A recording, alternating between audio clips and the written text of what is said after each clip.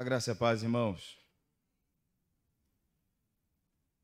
Trazendo um relatório oral, lá do trabalho da congregação em Cidade Tabajara. Nós não tivemos aquela semana de oração no mesmo período que a igreja. Nós temos a nossa semana de oração na segunda semana. Por quê? Porque nós instituímos lá a segunda semana de cada mês ímpar como semana de oração. Então, nós tivemos agora em janeiro, uma semana de oração. Vamos ter outra em março, na segunda semana. Vamos ter outra em maio e assim sucessivamente, tendo então por ano 6 semanas de oração. E esta semana foi a 7ª semana de oração, contando com 6 do ano passado. Ontem nós tivemos um evangelismo à tarde. Foi um momento muito especial, muito gratificante. Encontramos um grupo de jovens e os mesmos estavam prontos para, como é que eu posso dizer isso? Vou dizer da forma que eles dizem. Estavam prontos para acender um baseado quando a gente chegou, levando os folhetos, conversando com eles. E tivemos a oportunidade de nos apresentar a igreja, apresentar o trabalho que estamos desempenhando ali em Tabajara. E o rapaz que estava comigo, da igreja, o irmão Norberto, tinha um dos rapazes, ele não quis receber o folheto, né? Ele simplesmente baixou a cabeça, ficou sisudo e não quis receber. Os outros receberam de bom grado, fizemos uma oração entre eles. E aí, quando eu disse, olha, eu já tive a idade de vocês, faz um bom tempo, né? Faz muito tempo que eu tive a idade de vocês, e muitas vezes já apertei um baseado assim como vocês estão fazendo agora. Mas um dia Deus entrou na minha vida e Ele pode entrar na vida de vocês também. Nesse momento, aquele rapaz sisudo que não quis receber o folheto, levantou os olhos, olhou para mim assim. Eu disse, existe esperança, existe salvação. Basta você entregar a sua vida ao Salvador. Nós somos a Igreja Presbiteriana, estamos ali, ó, bem ali na esquina, bem pertinho. Estou lá dia de segunda, quarta e domingo. O dia que vocês quiserem chegar, meu nome é João, eu estou ali. Eu nem me apresentei como um pastor, meu nome é João. Estou ali, a hora que quiser chegar para conversar, estou à disposição. E aí foram chegando alguns, e esses foram chegando e ouvindo também a palavra de Deus. É muito gratificante ter esse compartilhar na comunidade. Sugestão é que, por exemplo, nós dividimos em duplas, normalmente ficasse casais, e quando a gente precisava entrar num bar, por exemplo, a gente não permite que a mulher entre só os homens. Então eu entrei em alguns bares, fui bem recebido, e ao contrário do que muita gente pensa, a palavra de Deus ela é sempre muito bem recebida, minha gente. Ela é sempre muito bem recebida, porque ela é a palavra de Deus. Então, ouse, não tema em falar da palavra de Deus em hipótese alguma, em lugar nenhum. Então, esse é o relatório verbal que eu trago da congregação para a igreja nesta manhã. Irmãos, estamos trabalhando a revista, eu nunca lembro o nome do tema, Gente que deu glória a Deus. Estamos na lição 11. Se você está com a sua revista, por favor, mantenha ela aberta. E a lição de hoje, ela tem como base o Salmo 129. A introdução da revista traz para nós a vida do padre José Manuel da Conceição, o padre protestante. Quem foi José Manuel da Conceição? Para alguns que talvez não saibam, dia 17 de dezembro é o dia do pastor presbiteriano. Todas as outras denominações comemoram em outra data. Mas a igreja presbiteriana, como ela é bem diferente de algumas, nós temos a data 17 de dezembro como dia do pastor presbiteriano por ser a data da primeira ordenação pastoral no Brasil. E, por pura providência de Deus, essa primeira ordenação deu-se porque um padre, veja, não foi um leigo, foi alguém que já conhecia das Escrituras, já tinha feito teologia e teve contato com a palavra de Deus na época com Ashbel Simonton, aqui no Brasil. Então ele faz o seminário, ele cursa e então no dia 17 de dezembro de 1800 e... tem a data aqui. 1800 e alguma coisa. Ele se...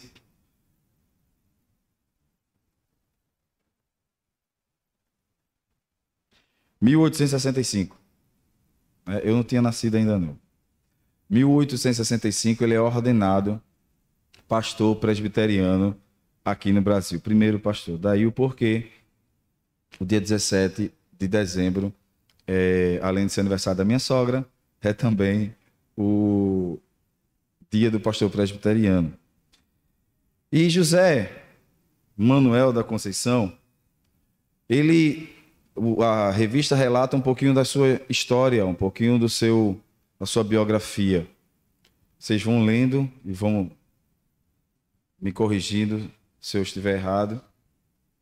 E aí narra a história de que ele, já no seu início do sacerdócio, como padre, ele já não era muito tido como sendo um padre, aspas, normal, fecha aspas. Por isso ele foi intitulado de padre protestante, porque pelas paróquias por onde ele passou, ele pregava, fazia a sua homilia muito semelhante aos pastores protestantes da época. E daí ele não firmava passos nas paróquias por onde passava. Sempre era tirado daqui, aqui, não serviu para cá, manda para tal canto. Não serviu lá, vai para tal canto. Porque ele não tinha uma homilia seguindo a risca da tradição católica. Depois de um tempo, ele então deixa o sacerdócio e aí é quando ele tem contato com a fé reformada, se converte, é então introduzido e ordenado pastor presbiteriano. E quando ordenado pastor presbiteriano, ele segue a sua missão, e agora a sua missão no interior de São Paulo, Paraná e algumas regiões ali.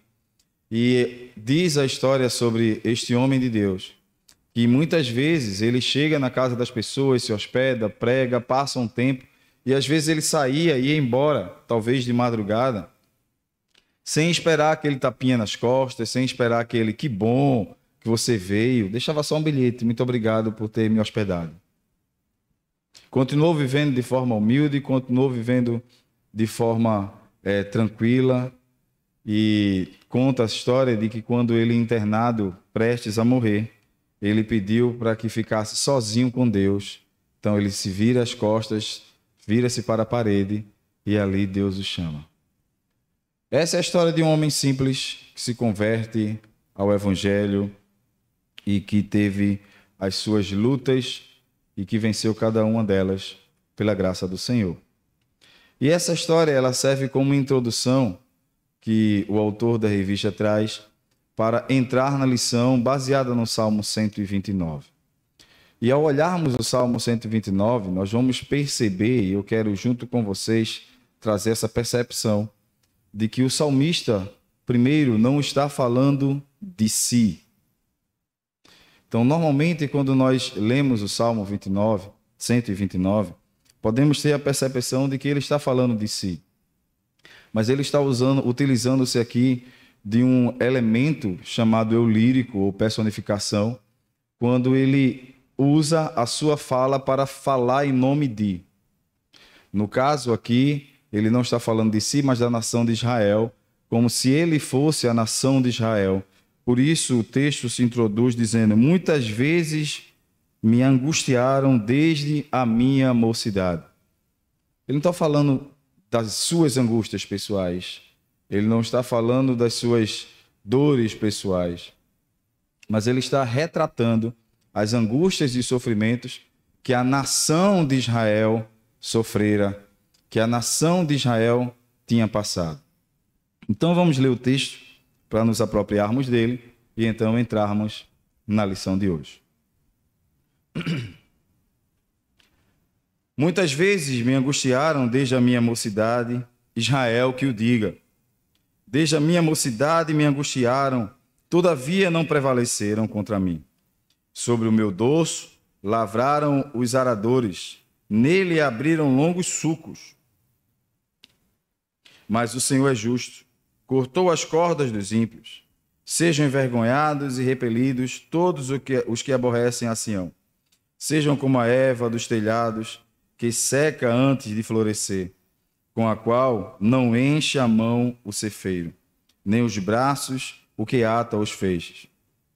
E também os que passam não dizem, a bênção do Senhor seja convosco. Nós vos abençoamos em nome do Senhor.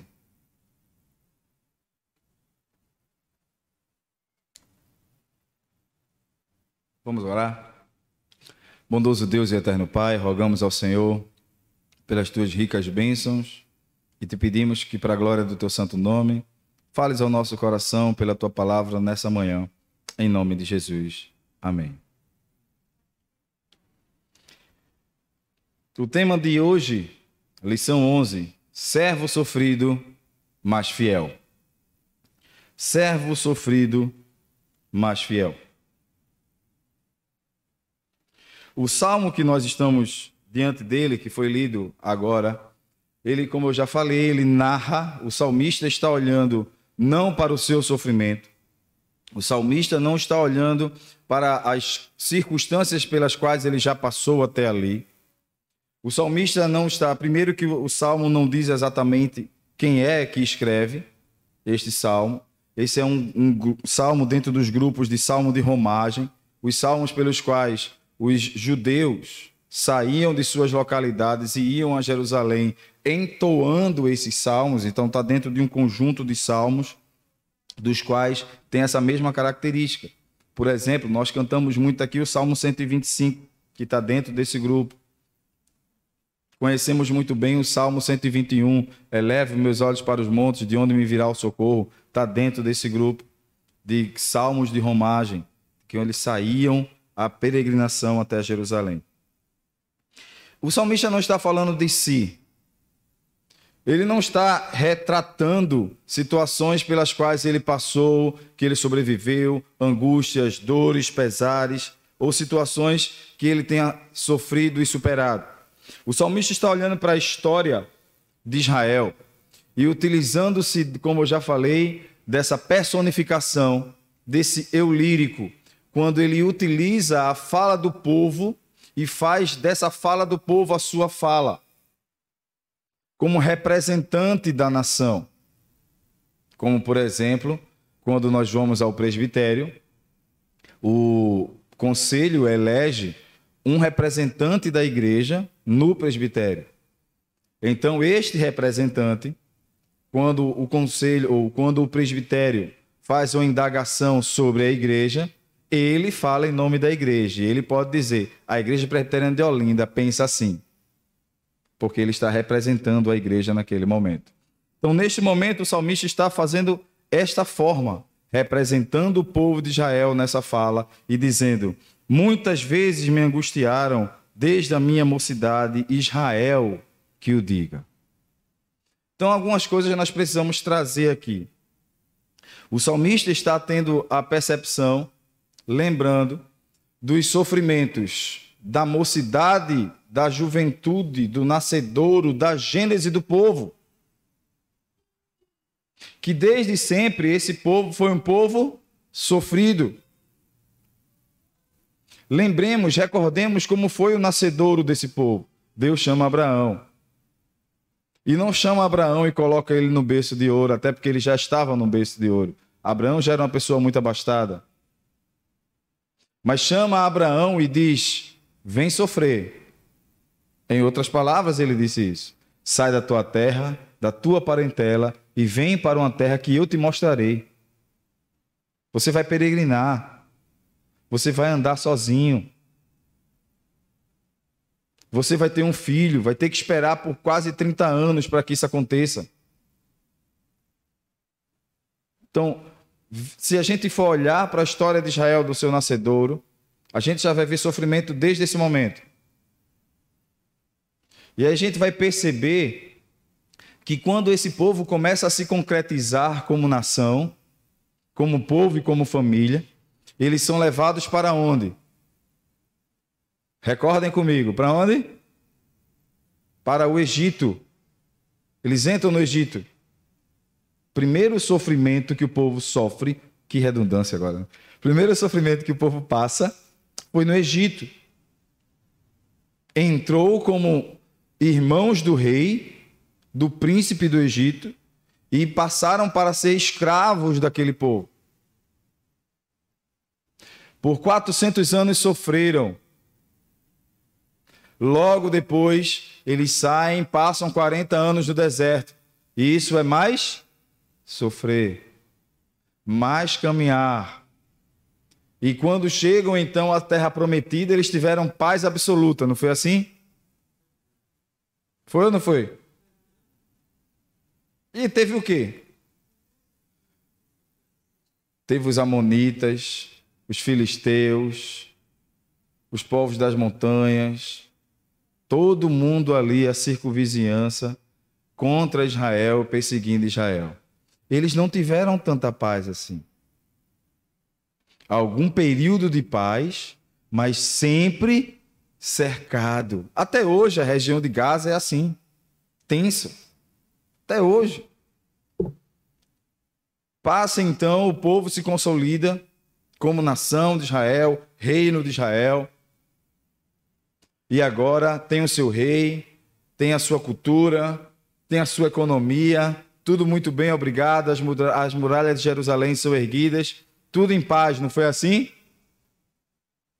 Foi ou não? E o que aconteceu?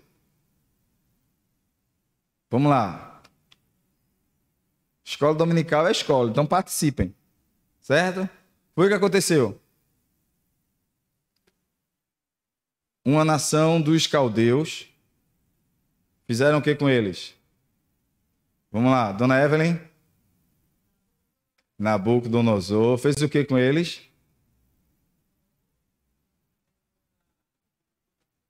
Invade Jerusalém, queima o templo, destrói a cidade e leva o povo para brincar lá na Babilônia. Escravos na Babilônia. Escravos. Mais sofrer. Mais sofrer. O texto introdutório do verso 1, o salmista está trazendo exatamente isto à memória do povo.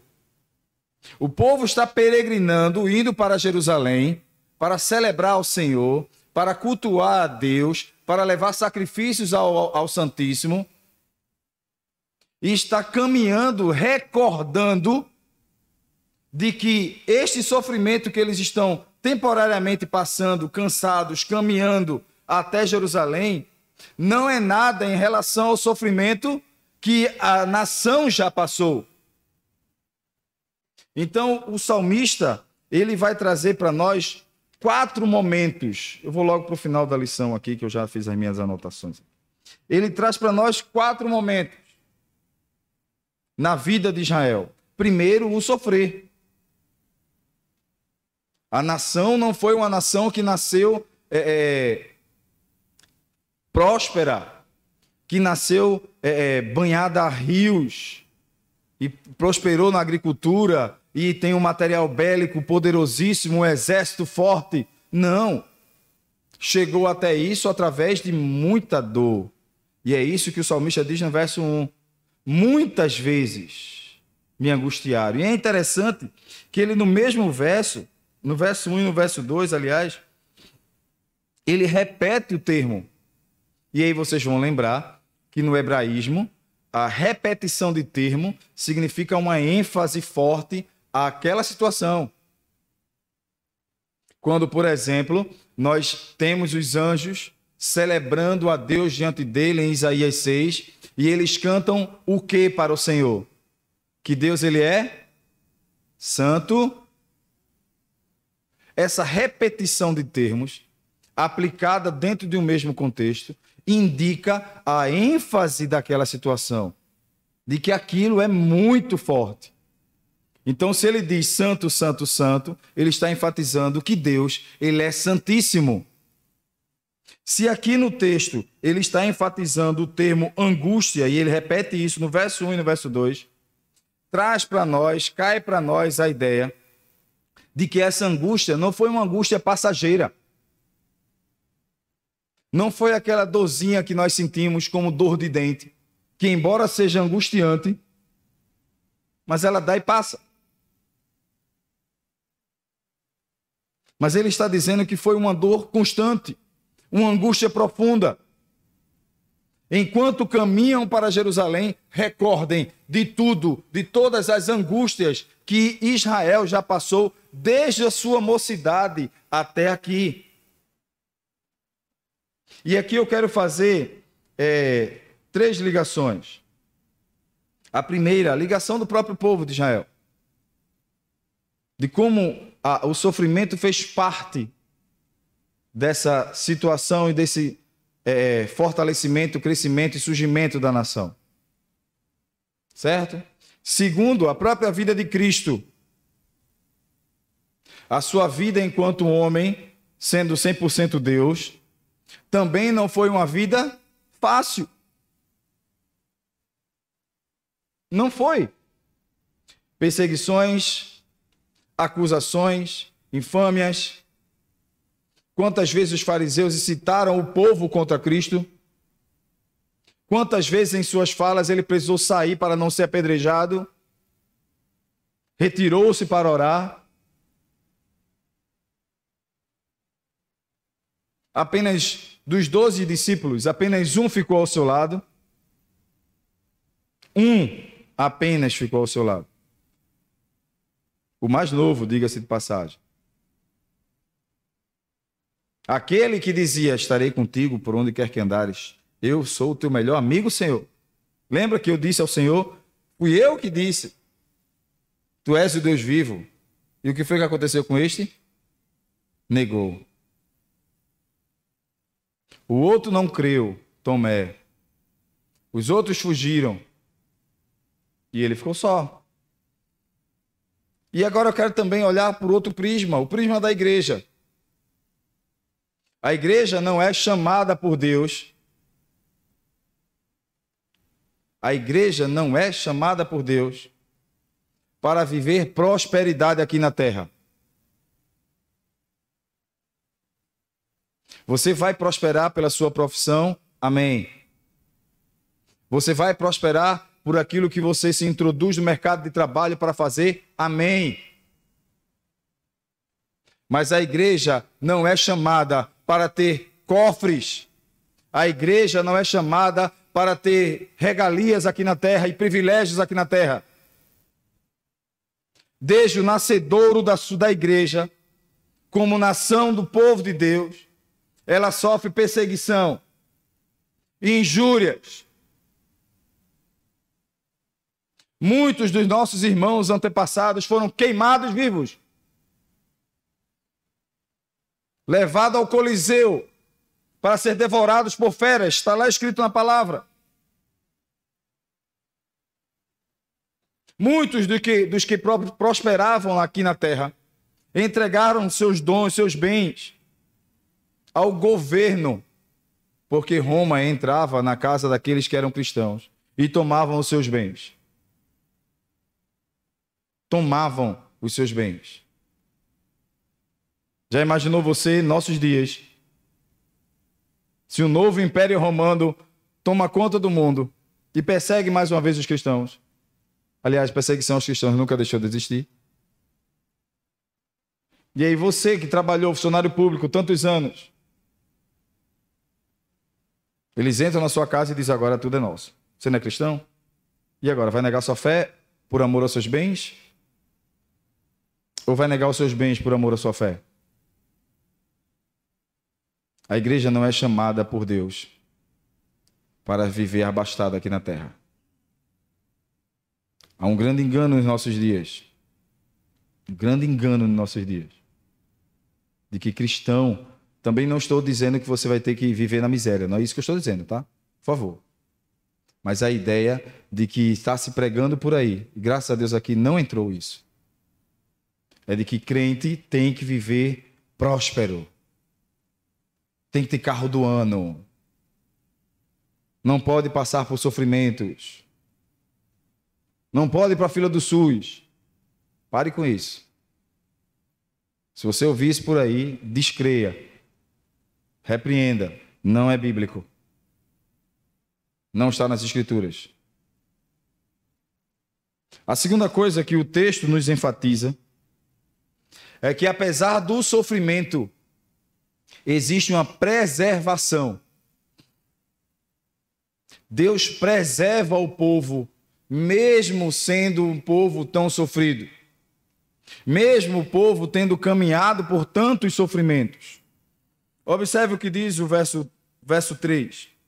Sobre o meu dorso lavraram os aradores, nele abriram longos sulcos. O que ele está dizendo sobre esse sofrimento é o seguinte: os aradores são aqueles que aram a terra, e o arado ele é um carro de boi que puxa uma ferramenta que tem dobrões de ferro, e que quando ele puxa esse arado, ele finca na terra e vai abrindo esses sulcos onde é semeado ali. E ele está dizendo que este sofrimento que ele passou, que Israel passou, é singular ao que se faz com a terra, de rasgar a terra ao meio. E o sofrimento foi tanto que chegou a ser na própria pele. O contexto desse salmo é apontando para esses momentos do sofrimento de Israel, e um deles é muito bem retratado em Lamentações de Jeremias. No momento do cativeiro, Jeremias, que foi um profeta pré-exílio, que antes do exílio estava pregando ao povo, dizendo: arrependam-se, o Senhor vai vir com mão pesada sobre vocês. Se não houver arrependimento, Deus vai trazer juízo. Embora tenha sido fiel ao Senhor em sua pregação, Jeremias também é levado ao cativeiro. E aí nasce Lamentações de Jeremias. E no capítulo 3, ele já introduz o capítulo 3, dizendo assim: eu sou um homem de muitas dores. E começa a relatar ali quais são as dores que ele passou. Tomou fel, mastigou areia e pedrinhas a ponto de quebrar seus dentes. Foi alvo das flechas dos inimigos. Tudo isso ele vai relatando até chegar ao verso 22. E quando ele chega ao verso 22, o que é que ele diz lá em Lamentações, capítulo 3? Já colocasse aí, não foi? Vamos lá. O que é que ele diz no verso 22 do capítulo 3 do livro de Lamentações de Jeremias? É o contexto disso aqui. Vamos ler, todos vocês?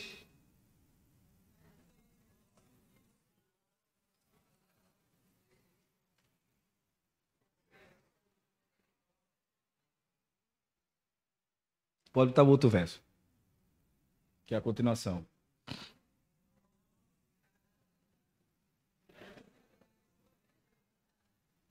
Vê só. O salmista começa a falar sobre preservação. No mesmo contexto, Lamentações de Jeremias vai apontar exatamente para isso. Embora eu seja um homem de muitas dores, embora eu tenha passado por várias penas, tenha sofrido demais, as misericórdias do Senhor, elas me preservam, porque são a causa de não sermos consumidos. Porque os inimigos estavam tentando consumir a gente diariamente, matar a nação, destruir a nação, mas a misericórdia do Senhor nos preservou. Os propósitos de Deus para com o povo de Israel eram muito maiores que a ira dos seus inimigos. Guarde isso no seu coração. Os propósitos de Deus para com o povo de Israel era absolutamente maior que a ira dos seus inimigos. Por isso Deus os preservou Por isso Deus os livrou do Egito, guardou-os no deserto, curou suas feridas, tratou de cada um, santificou o povo. Embora o povo tenha voltado a pecar e o juízo de Deus tenha vindo sobre eles através da Babilônia, dos caldeus, a promessa de Deus era de preservação. 70 anos depois os livrarei. E aí, mais uma vez, a gente vai caminhar naquelas 3 linhas. A primeira linha, a linha do povo de Israel. Deus estava preservando esse povo para que este povo fosse a linhagem de Deus em meio às nações. A segunda linha, Deus estava preservando esse povo para que deste povo surgisse o Messias, o Cristo, que embora perseguido, que embora levado à cruz, a preservação da vida estava na sua ressurreição. Deus o preservou. E diz o texto sagrado que nenhum dos seus ossos será quebrado. E não foi. De que o seu corpo não viria a corrupção. 3 dias ele ressuscita. A preservação. O Salmo também vai retratar essa preservação, e aí vai a terceira linha. A igreja. A igreja, embora sofra, a igreja, embora passe por dificuldades, a igreja, embora ao longo da história sofra perseguições e sempre sofrerá, esta igreja é preservada pela graça poderosa do nosso Senhor Jesus, porque as misericórdias do Senhor são a causa de não sermos consumidos. Por pura providência de Deus, quarta-feira, no nosso culto nós temos em Tabajara um culto na quarta-feira que nós chamamos de culto de adoração, edificação e oração. Louvamos, tem a pregação da palavra e logo depois oração. Porque a fé vem pelo ouvir e ouvir da palavra de Deus. Então a gente vai para a oração ouvindo uma palavra para ir com fé. E coincidentemente foi em Lamentações que nós trabalhamos esse texto. E é interessante Lamentações que o profeta ele faz um checklist, porque ele inicia dizendo no verso 21, quero trazer à memória aquilo que me pode dar esperança. Ele olha para todo o seu sofrer, ele olha para todo o bojo de dor que ele estava sentindo. Se você ler o capítulo 3 e começar a imaginar cada situação dessa com você, é um sofrer pesado. Embora tudo isso que ele esteja narrando, ele chega num dado momento e diz, eu não quero mais estar pensando no passado como sendo as dores apenas que eu senti. Mas eu quero olhar para o passado e trazer dele o que me pode dar esperança. E qual é a primeira circunstância que vem à memória dele? O verso 22. Qual a primeira coisa que traz esperança ao coração do crente? As misericórdias do Senhor, que são a causa de não sermos consumidos. Segundo, ele vai dizer, grande é a tua fidelidade. A fidelidade de Deus é que nos sustenta. E em terceiro lugar, ele vai dizer, bom é o Senhor. A bondade de Deus. O que nos dá esperança é olhar para a história e perceber a misericórdia, a fidelidade e a bondade de Deus. E por isso eu posso confiar no amanhã. Por isso eu posso ter esperança hoje. Mas depois de preservação, ele relata o Salmo, voltando para o Salmo, ele relata que esse Deus que permite o sofrer, esse Deus que apesar do sofrer mantém o povo, tem uma manutenção, ele preserva esse povo. O salmista também relata a libertação do sofrimento. O sofrimento não é para sempre. Eu vou fazer feito algumas pessoas fazem. Eu não tenho esse hábito. Nunca faço isso. Mas hoje eu vou fazer. Olhe para a pessoa que está do seu lado. Né? Algumas pessoas gostam, algumas igrejas gostam de fazer isso, né? Olhe para a pessoa que está do seu lado e diga para ela: toda dor vai passar.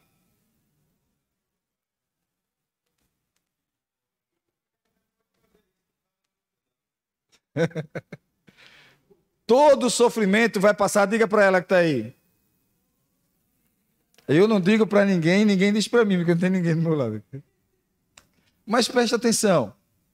O salmista, ele retrata o sofrer, que apesar do sofrer, Deus está preservando o povo, que neste sofrer, Deus está ali presente. Mas ele também diz, esse sofrimento uma hora acaba. Passa, cessa. E ele traz isso dizendo a seguinte afirmação no verso 4. Qual é a afirmação que ele traz? Vamos ler junto a parte A do verso 4, que diz assim: mas o Senhor... Vocês parecem não... Vamos lá. Vamos todo mundo junto. No 3. Mas o Senhor... Só a parte A, só a parte A, só a parte A, até o ponto e vírgula. Até o ponto e vírgula. Vamos lá? Mas o Senhor, é exatamente isso que ele elucida, que ele lança a luz. A justiça de Deus, uma hora vai chegar. Uma hora a justiça de Deus ressurge, brilha. E essa ideia está em todo o conjunto bíblico. Recordemos de Jó, que em meio ao sofrer, quando a sua mulher diz, nega e deixa, quando seus amigos o acusam, quando a dor o abate, quando o sofrimento o castiga, talvez a saudade dos filhos por quem ele orava diariamente, cada circunstância daquela que Jó viveu, ele olha para aquilo e diz, eu sei que o meu Redentor vive e que ele em breve surgirá. Essa ideia de que embora exista uma dor, existe um Redentor, existe uma glória por vir, existe uma justiça a chegar à nossa vida. O salmista está olhando para o sofrer, mas ele vê a intervenção de Deus na história do povo. O Deus que intervém, o Deus que age, o Deus que para a sua glória não deixa os seus servos padecerem injustiça. O Salmo 125 traz exatamente isso. O cetro da impiedade não permanecerá sobre a sorte do justo, para que este estenda a mão à impiedade.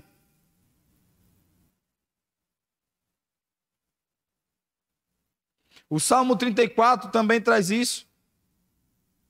Aliás, o 37. Espera no Senhor, confia nele. E ele fará o quê? Fará a tua justiça brilhar como o sol ao meio-dia.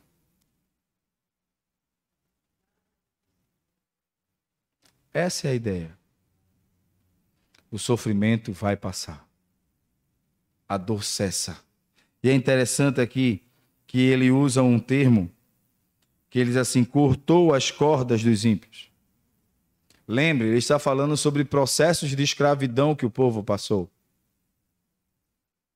Ele está olhando para o sofrimento do povo lá no Egito, o sofrimento do povo entre os caldeus e os babilônicos, que eles eram escravos, aprisionados, cativos. E ele diz que quem faz, Deus faz o quê? Tora as cordas, corta. A corda não torou por desgaste. A corda não torou porque era fraca. Mas houve uma ação divina. Não foi a força do que estava preso que torou as cordas, mas foi uma intervenção do alto que torou as cordas. Não foi a força da impiedade do inimigo, ou um lapso de bondade dele, mas foi uma ação divina que trouxe justiça, torando as cordas. O Senhor torou as cordas.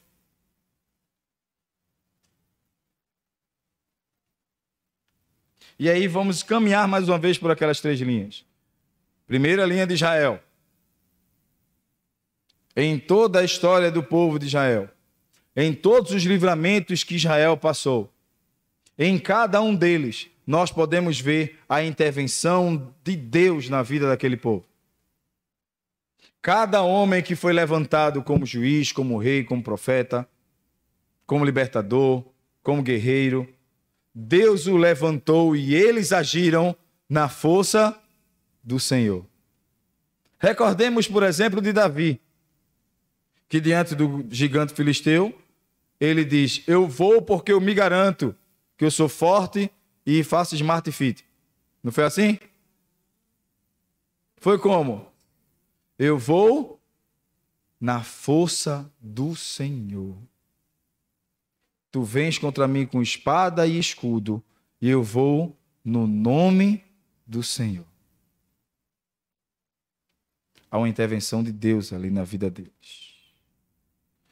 Eu estou lendo o livro de Juízes, e é interessante notar que, por exemplo, na passagem de Gideão, Gideão vai apenas com 300, não é isso? Quando ele chega na guerra, propriamente dito, ele está com 300.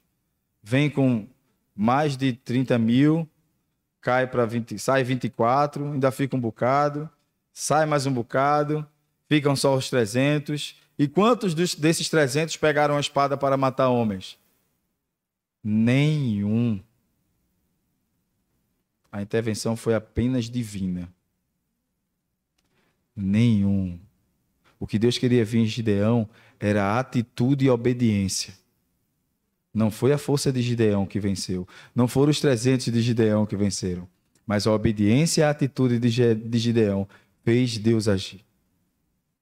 Isso é que precisa ser notado ali no texto. E quando ele usa aqui o termo cortou as cordas, a gente lembra diretamente do Salmo 91. Quando ele diz assim: o Senhor me livrou do laço. E o que é que ele faz no laço do passarinheiro? Ele me livra do laço do passarinheiro e ele quebra o ninho, quebra o laço.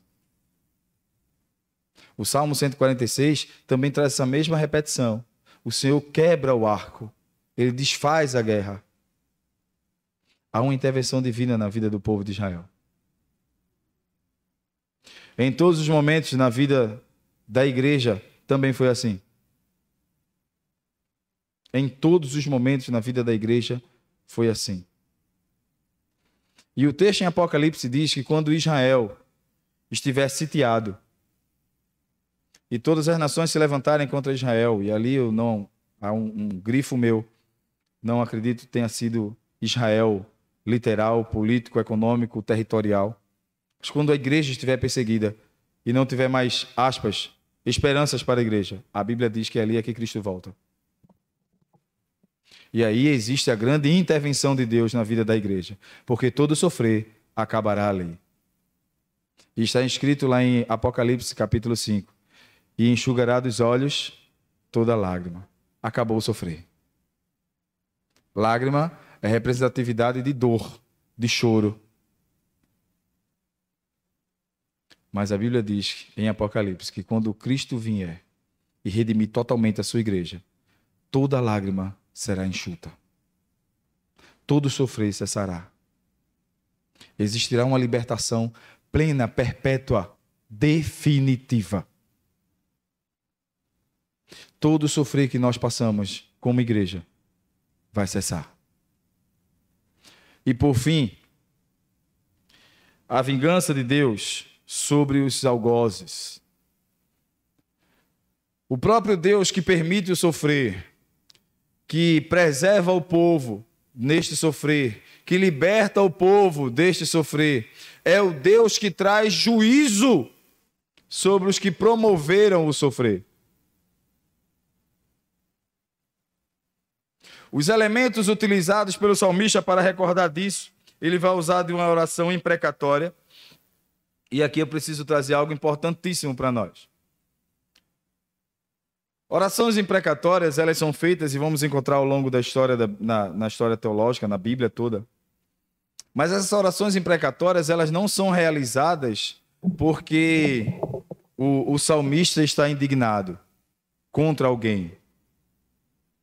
As orações imprecatórias na Bíblia não são encontradas porque alguém ficou chateado comigo, ou porque eu fiquei chateado com alguém. Por exemplo, nós não vamos ver Davi fazer nenhuma oração imprecatória contra Saul. Nenhuma. Mostre para mim aí, na sua Bíblia, se você vai encontrar alguma oração de Davi contra Saul. E Saul perseguia.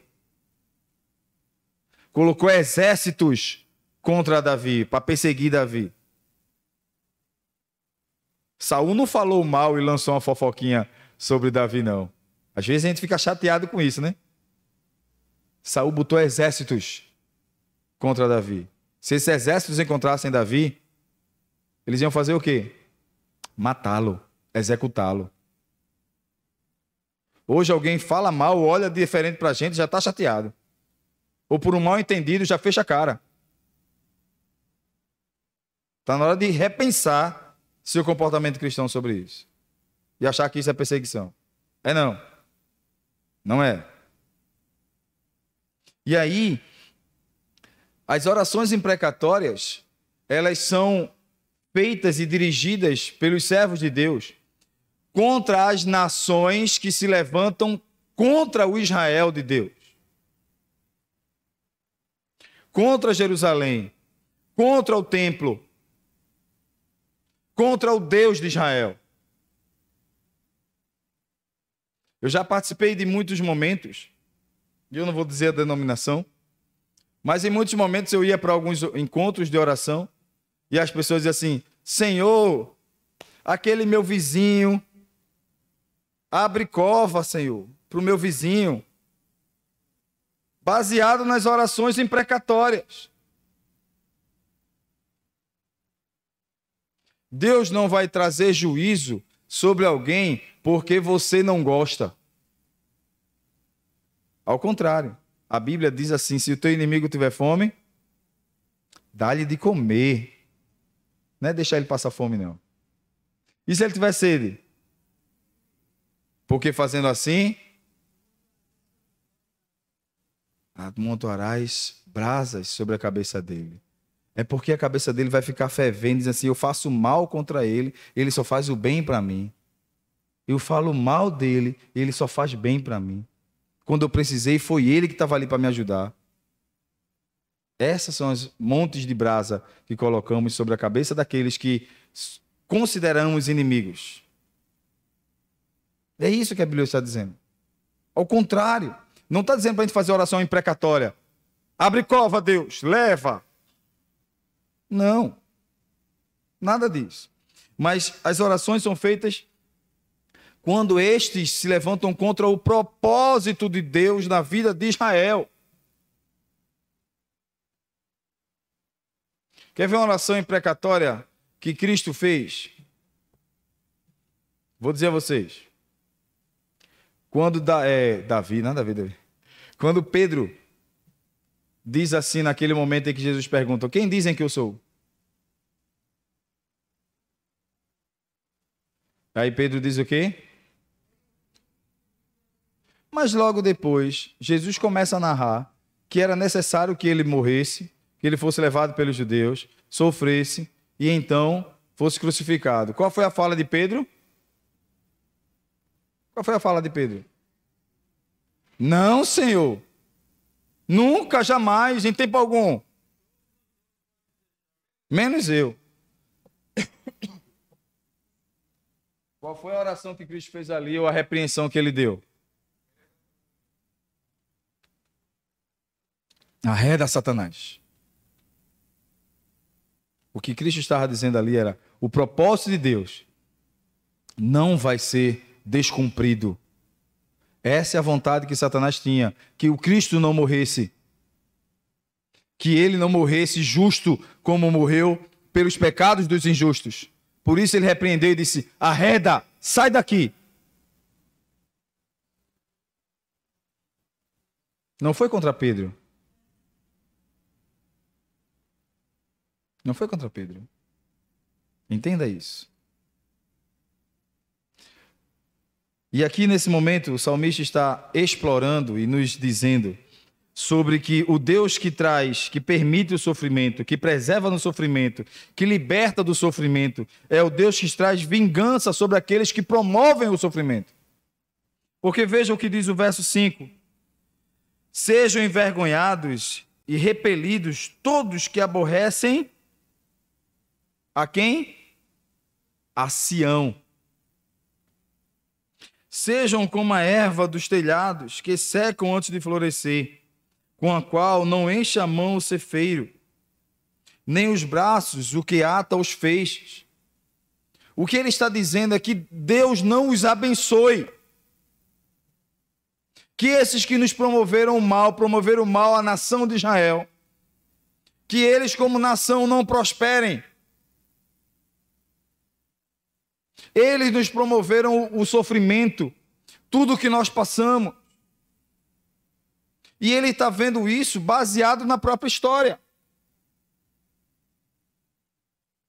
Porque quem era o Egito quando o povo de Israel entrou lá? A nação mais próspera da história naquela época. E quem foi eles? Quem foram eles quando Deus os dizimou?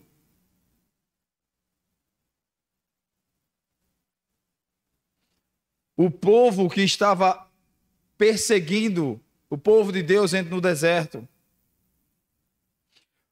A própria Babilônia. Quem são esses depois da intervenção de Deus?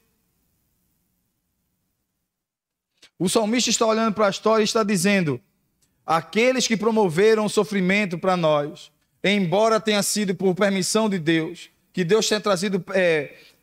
Deus nos preservou desse sofrimento, Deus nos livrou do sofrimento, o próprio Deus trouxe juízo sobre eles. O próprio Deus. Foi Deus que agiu no Egito. Como diz o Salmo, aliás, como diz as Escrituras, com o seu braço forte, Deus agiu. O próprio Deus agiu contra os babilônicos, contra Nínive. O texto que nós lemos aqui de Naum, na introdução da escola dominical, é exatamente uma profecia contra Nínive, capital dos assírios, que oprimiam Israel. O próprio Deus que permitiu que esses entrassem em Israel e tomassem o povo. O próprio Deus diz: vocês vão entrar, mas eu vou contra vocês.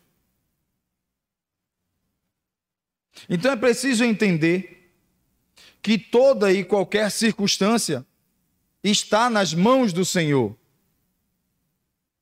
Deus é aquele que toma vingança. Deus é aquele que age. A intervenção vem do alto. Por isso nós podemos confiar. Por isso nós podemos descansar. Porque Ele mesmo é quem toma vingança.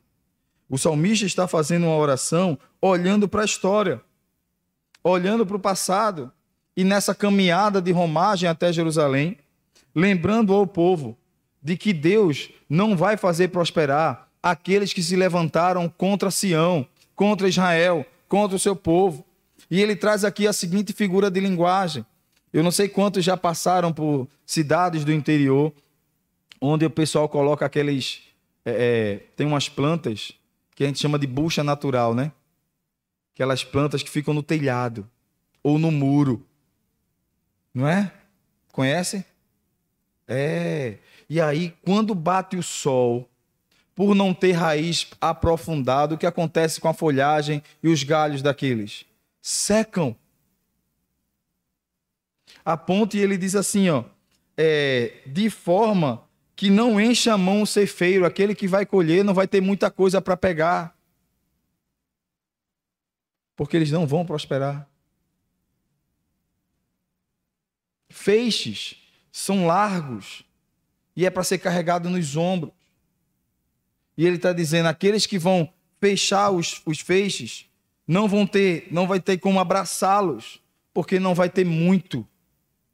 Porque Deus não os fará prosperar. Presbítero Frank.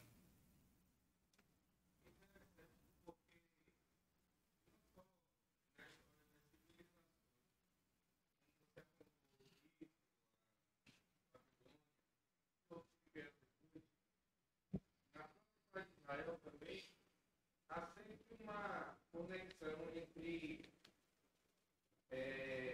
Israel esquecer ou se habituar de suficiente a prover e queda, e ao mesmo tempo de se humilhar, se arrepender e Deus haver uma libertação. Quando o senhor estava falando da Babilônia, que foi justamente na época em que Daniel e seus amigos vão para lá, no livro de Daniel, ele registra, lá em Daniel, capítulo 4, uma coisa bem interessante, porque o próprio rei da Babilônia, que era o maior império da época, tinha disputado o rei de Israel, que era um reino vitorioso do ponto de vista humano. O próprio rei Nabucodonosor, de repente, passeando pelo seu jardim, Bem colocado. disse: não é esta a grande Babilônia que eu edifiquei para a casa real com o meu próprio grandioso poder e para a glória da minha majestade? E aí, falando o rei, desceu uma voz do céu e disse: ai de ti, ó rei Nabucodonosor, que já passou de ti o reino.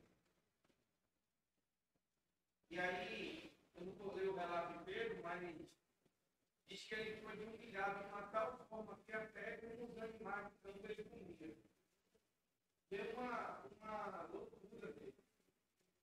Um surto.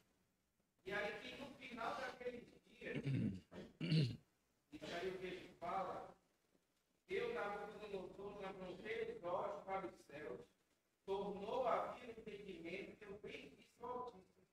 E louvei, glorifiquei o Filho para sempre, cujo domínio é sempre eterno, cujo reino é de geração em geração. Todos, e aí ele fala a conexão, todos os moradores da terra são por ele executados em nada. E segundo a sua vontade, ele opera com o exército dos céus e os moradores da terra. Não há quem possa meter a mão, nem lhe dizer o que vale. Esse é o nosso Deus. É bem Santo. Por isso que o sofrimento que Israel passou, e muitas vezes nós, por nossas pequenas lutas diárias, nós passamos sofrimento também. A gente tem que saber sempre estar com a mão sobre nós. E é isso que nos dá esperança. E é essa a razão da nossa única esperança. Isso fortalece nós. Já trouxe spoiler sobre a conclusão do estudo aqui. A segunda linha é a linha do sofrer de Cristo. Todo o seu sofrer, todas as suas dores, até a cruz, até o sepulcro. Depois nós vamos ver a sua ressurreição. Ao contrário do que aconteceu com Nabucodonosor, sua ascensão e queda, em Cristo nós vamos ver, humanamente falando, a queda, que é a morte, mas depois a sua ressurreição, que é a ascensão. Nós vamos ver a intervenção de Deus e a vingança do Senhor contra aqueles que promoveram o sofrer. E aí nós vamos ter a volta de Cristo. E essa volta de Cristo não se dará mais como um cordeiro, mas como um leão. Não mais como um servo sofredor, mas como um justo juiz. Não mais como um menino na manjedoura, mas como um rei sentado no trono, que sempre esteve. A vingança do Senhor, e é interessante o livro de Ezequiel, porque ele traz essa ideia como o dia da vingança do nosso Deus. Aliás, Isaías. Mas o Ezequiel vai dizer, o dia do Senhor. O dia do Senhor. E deste dia não há quem fuja. Grandes, pequenos, pobres e ricos, juízes e ladrões, serão todos colocados na mesma balança. Todos estarão diante daquele que é o único Rei absoluto, Senhor soberano sobre todas as coisas. E neste momento, ele impetrará a sua vingança sobre aqueles que se levantaram contra a sua igreja. Contra aqueles que se levantaram contra o seu povo. O livro de Apocalipse traz isso de forma muito clara. Primeiro os 7 selos. Depois as 7 trombetas. Trazendo o canto de vitória por fim. E que o texto bíblico em Apocalipse vai dizer que ele com a sua boca, com o sopro de sua boca, destruirá o inimigo. Da mesma forma que ele iniciou as gerações, com o sopro de sua boca trouxe vida, com o mesmo sopro destruirá o inimigo. E aqui traz a aplicação que o presbítero Frank já trouxe o spoiler. Da mesma forma que Deus permite o sofrimento na vida do povo de Israel, na vida da igreja, Deus permite o sofrimento muitas vezes em nosso viver. Seja nas diversas áreas que nós temos. Nas nossas relações interpessoais, afetivas, nas nossas relações financeiras, profissionais, até nas nossas relações eclesiásticas. Deus permite que isso aconteça. Entretanto, Deus preserva-nos a vida, porque a sua graça, a sua misericórdia permanecem sobre nós. Ao mesmo tempo que esse sofrer, seja em qual for a área da sua vida, ele vai cessar. Ele vai passar. Agora pode até estar doendo. Mas um dia você poderá dizer como salmista, foi-me bom ter passado pela aflição, para saber que eu posso confiar em Deus. E por fim, o Deus que permite todas essas 3 primeiras atitudes é o mesmo Deus que toma vingança, que age e que intervém, e que os seus propósitos não podem jamais serem frustrados, como disse Jó. Bem sei que tudo podes, e nenhum dos teus propósitos será frustrado. Que o Deus que agiu no Salmo 129, o Deus que agiu ao longo da história, que o Deus que agiu em Cristo, que o Deus que age no meio da igreja, esteja agindo em nossa vida particular. Deus esteja agindo em nossa família. Deus esteja agindo em cada uma das nossas circunstâncias. Assim seja para a glória do seu nome, em nome de seu Filho Jesus. Amém.